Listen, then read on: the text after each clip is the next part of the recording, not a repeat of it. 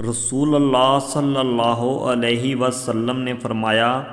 جب رمضان کی پہلی رات ہوتی ہے، ایک اعلان کرنے والا آواز لگاتا ہے،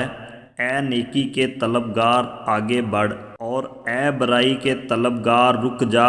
بس کر دے اب۔ اور اللہ تعالیٰ جہنم سے لوگوں کو آزاد کرتا ہے، اور یہ رمضان کی ہر رات اسی طرح ہوتا ہے۔ حضرت ابو ہریرہ رضی اللہ عنہ سے روایت ہے کہ رسول کریم صلی اللہ علیہ وسلم نے ارشاد فرمایا، بہت سے روزہ دار ایسے ہوتے ہیں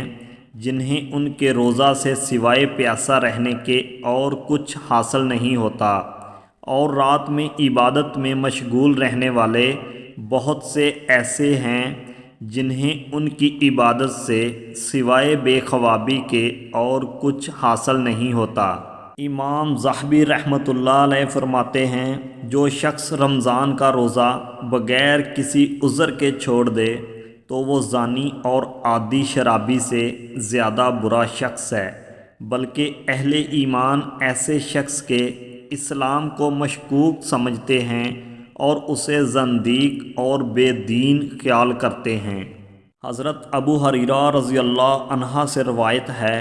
کہ رسول اللہ صلی اللہ علیہ وسلم نے فرمایا، جو شخص رمضان کا ایک روزہ بھی بلا عذر شرعی، سفر اور مرض کے بغیر چھوڑ دے، پھر مدت العمر اس کی تلافی کے لیے روزے رکھے،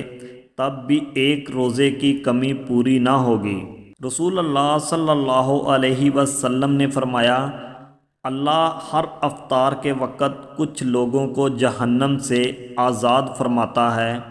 اور یہ رمضان کی ہر رات میں ہوتا ہے۔ رسول اللہ صلی اللہ علیہ وسلم نے فرمایا، جو کوئی بندہ اس مہینے یعنی رمضان کی کسی بھی رات میں نماز پڑھتا ہے تو اللہ پاک اس کے ہر سجدہ کے بدلے میں اس کے لیے 1500 نیکیاں لکھتا ہے، اور اس کے لیے جنت میں سرخ یاقوت کا گھر بناتا ہے۔ رسول اللہ صلی اللہ علیہ وسلم نے ارشاد فرمایا، جب تم میں سے کوئی افطار کرے تو وہ کھجور سے افطار کرے، کیونکہ وہ باعث رحمت ہے، اگر وہ نہ پائے تو پھر پانی سے افطار کر لے، کیونکہ وہ باعث طہارت ہے۔